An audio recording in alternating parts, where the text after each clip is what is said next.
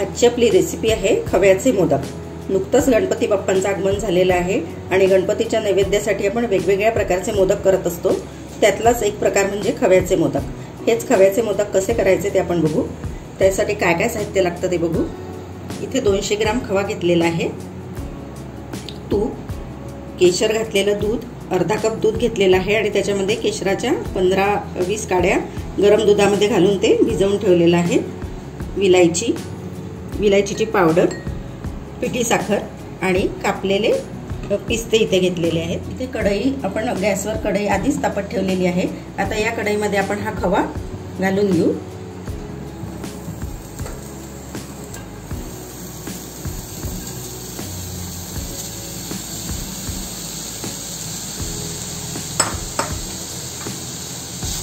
आणि याला आपण 3-4 मिनिट चांगलं परतवून घेऊ।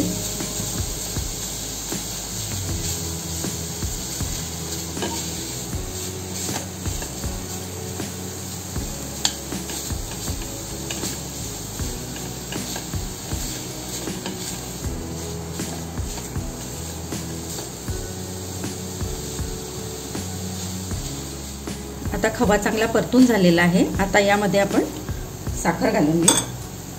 ही पाऊण कप साखर इथे घेतलेली आहे। तुम्ही तुमच्या आवडीप्रमाणे साखरेचं प्रमाण थोडं कमी जास्त करू शकता। आणि हे केशराचं दूध पण यामध्ये घालून घेऊ।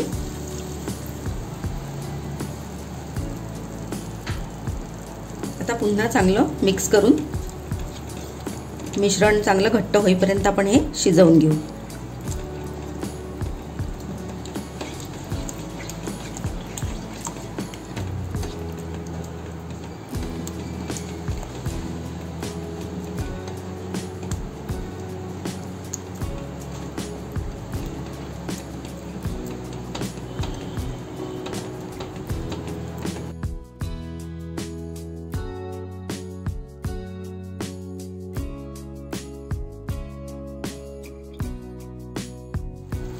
मिश्रण घट्ट होईपर्यंत आपल्याला हे सतत ढवळत राहायचं आहे।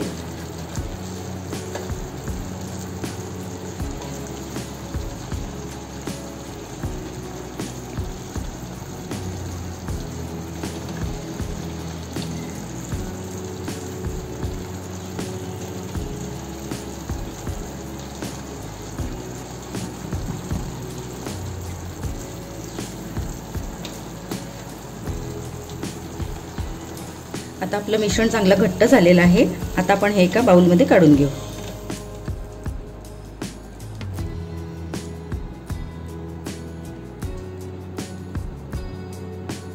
मिश्रण पूर्ण थंड होऊ द्यायचं आहे आणि मग नंतर आपण याचे मोदक करून घेऊ। आता मिश्रण चांगलं थंड झालं आहे।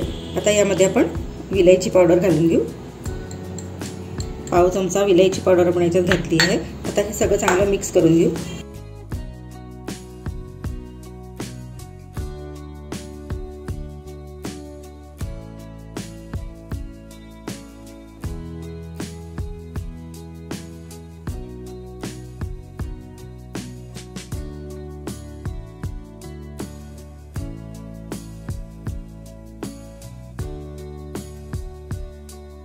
आता मोदकाचा साचा घ्यायचा आणि त्याला थोडंसं तूप लावून घ्यायचं आतून।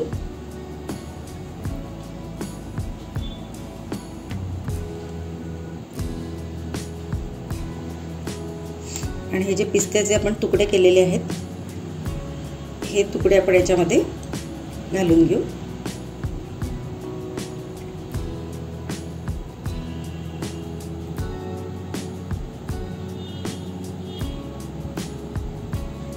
असं दाबून भरायचं। हे दोन्ही बाजूनी मिश्रण चांगलं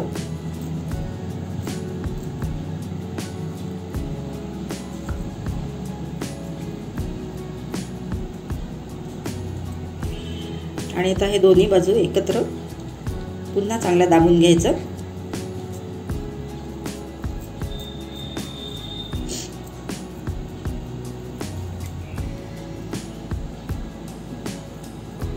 जास्तीचा जो भाग आहे तो काढून घ्यायचा।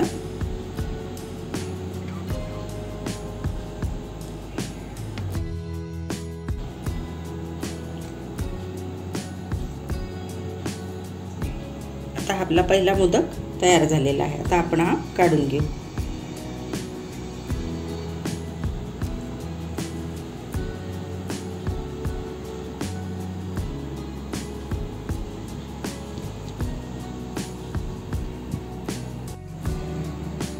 आता पुन्हा थोडंसं तूप लावून घेऊ साच्याला आणि पुन्हा पिस्त्याचे काप घालून घेऊ।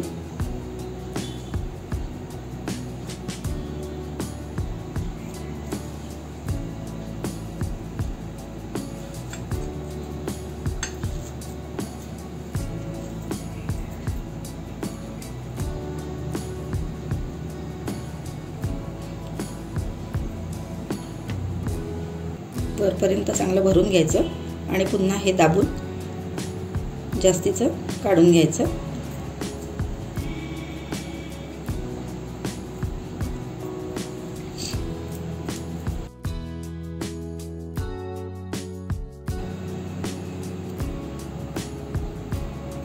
आता आपला दुसरा मोदक पण तयार झाला।